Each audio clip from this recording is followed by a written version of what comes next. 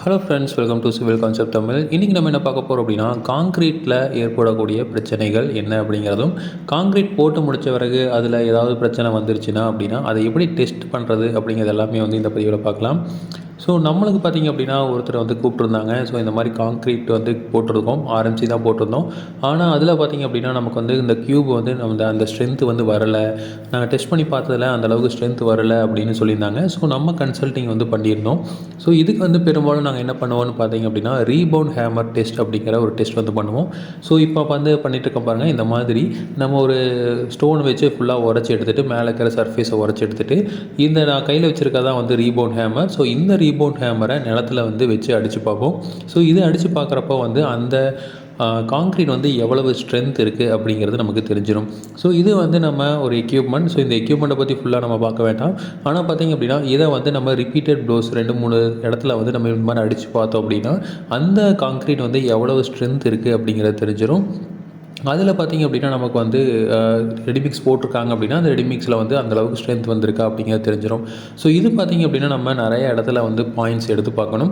So அதில் பார்த்திங்க அப்படின்னா 1/1, ஸோ நம்ம ஒரு அடிக்கு ஒரு அடியை வந்து நம்ம ஒரு இடத்த எடுத்துகிட்டு அதில் வந்து ஒரு 5 இடத்துலையோ 6 இடத்துலையோ நம்ம அடித்து பார்த்தோம் அப்படின்னா ஸோ அதுக்கு வர ரீபவுண்ட் நம்பர் வரும். அந்த நம்பரை வச்சு நம்ம எவ்வளவு ஸ்ட்ரென்த் இருக்குது, அந்த காங்க்ரீட்டை வந்து எவ்வளோ ஸ்ட்ரென்த் இருக்குது அப்படின்னு அந்த காங்க்ரீட்டை உடைக்காமையே வந்து நம்ம தெரிஞ்சுக்க முடியும். ஸோ இது வந்து நம்ம பண்ணி பார்த்தோம்.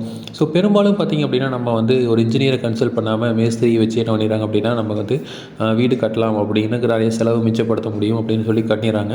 ஆனால் பார்த்திங்க அப்படின்னா இந்த மாதிரி பிரச்சனைகள் நிறையா வந்து வரகு வாய்ப்புகள் அதிகமாகிடுது. ஸோ இவங்க வந்து ஆர்எம்சி தான் போட்டிருக்காங்க. ஆனால் ஆர்எம்சியில் வந்து என்ன கிரேடு வந்து போட்டிருக்கோம் அப்படிங்கிறதெல்லாம் இல்லாமல் சும்மா M20 அப்படிங்கிற மாதிரி சொல்லியிருக்காங்க ஆர்எம்சியில். அதே மாதிரி இவங்களும் சரி அப்படின்னு சொல்லியிருக்காங்க. இதே ஒரு இன்ஜினியராக இருந்தாங்க அப்படின்னா இது வந்து G+2, ஸோ G+2க்கு வந்து இந்த அளவுக்கு இருக்கணும் அப்படிங்கிறது எல்லாமே அவங்களுக்கு தெரிஞ்சிருக்கும். ஸோ அதுக்கேற்ற மாதிரி வந்து நம்ம காங்க்ரீட் வந்து போட்டிருக்கலாம். ஸோ அதை வந்து நம்ம பண்ணாமல் ஸோ டைரெக்டாக வந்து இவங்க எவ்வளோ வந்து காங்க்ரீட் போடணும், என்ன ஸ்ட்ரென்த்தில் போடணும், என்ன கம்பி போடணும் அப்படிங்கிறது எல்லாமே தெரியாமல் சும்மா அப்படியே வந்து 19 போட்டாங்க. ஸோ அதனால் வந்து பிரச்சனை தான் வந்து இந்த பிரச்சனைகள். ஸோ இதில் பார்த்திங்க அப்படின்னா நமக்கு வந்து காங்க்ரீட் வந்து அந்தளவுக்கு ஸ்ட்ரென்த்து கிடைக்கல. ஸோ ஆர்எம்சியில் போட்டதுனால ஏதாவது பிரச்சனை இருந்திருக்கலாம், இல்லை வந்து அந்த இடத்துல காங்க்ரீட் போடுறப்போ வந்து இருக்கிற பிரச்சனைகள் நல்லா காம்பேக்ட் பண்ணாமல் இருந்திருக்கலாம், இல்லை வந்து தண்ணி அதிகமாக ஊற்றிருக்கலாம். ஸோ இல்லை வந்து அங்கே ஒர்க்மேன்ஷிப் வந்து ஏதாவது பிரச்சனை இருந்திருக்கலாம். ஸோ இல்லை உண்மையாலுமே ஆர்எம்சிலேயே வந்து தரமில்லாத ஆர்எம்சியோட வாங்கியிருக்கலாம். ஸோ இந்த மாதிரி ஏதாவது ஒரு பிரச்சனையினால் இந்த ப்ராப்ளம் வந்திருக்கு.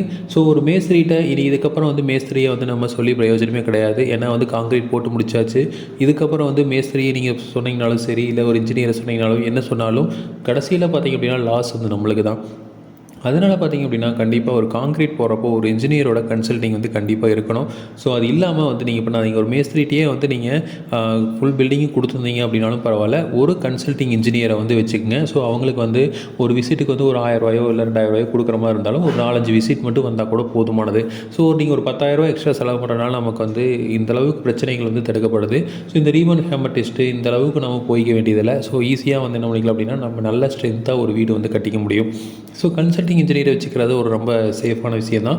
ஸோ அவர் பார்த்திங்க அப்படின்னா கன்சல்ட்டிங் இன்ஜினியர் வந்து கண்டிப்பாக வந்து ஒரு காங்க்ரீட் போடுறப்போ இல்லை வந்து டிசைன் பண்ணுறப்போ ஸோ இந்த மாதிரி ஒரு முக்கியமான தருணங்களில் வந்து கண்டிப்பாக வந்துட்டு போவாங்க. ஸோ இது பார்த்திங்க அப்படின்னா நம்ம வந்து சைட்டுக்கு போய் நம்ம டெஸ்ட் பண்ணி பார்த்தோம். ஸோ ரிசல்ட் வந்து ஃபெயிலியராக தான் வந்துச்சு.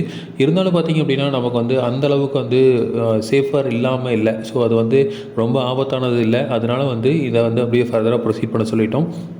இருந்தாலும் பார்த்திங்க அப்படின்னா இது வந்து நம்ம எதிர்பார்க்குற அளவுக்கு அந்த கிளைண்ட் எதிர்பார்க்குற அளவுக்கு ஃபுல் சாட்டிஸ்ஃபேக்ஷன் அமையலை. ஸோ இந்த மாதிரி பார்த்திங்க அப்படின்னா நமக்கு ரீபவுண்ட் ஹேமர் டெஸ்ட் நிறையா இருக்குது. ஸோ இதை வந்து நம்மளும் வந்து பண்ணிகிட்ருக்கோம். ஸோ யாராவது வந்து கூப்பிட்டாங்க அப்படின்னா நாங்கள் போய் பண்ணி தருவோம். ஸோ இது பார்த்திங்க அப்படின்னா நமக்கு வந்து காங்க்ரீட்டை உடைக்காமல் ஸ்ட்ரென்த்தை கண்டுபிடிக்கிற ஒரு மெத்தட். ஸோ பெட்டர் வந்து நமக்கு இந்த மாதிரி பிரச்சனை வர்றதுக்கு முன்னாடியே அவாய்ட் பண்ணிக்கிறது தான். ஸோ காங்க்ரீட் போடுறப்போ ப்ராப்பராக போடுறது ரொம்பவே சேஃப். ஸோ இதே மாதிரி இன்ஃபர்மேஷன்ஸ் உங்களுக்கு தொடர்ந்து வேணும் அப்படின்னு சேனல் சப்ஸ்கிரைப் பண்ணுங்கள். தேங்க்யூ.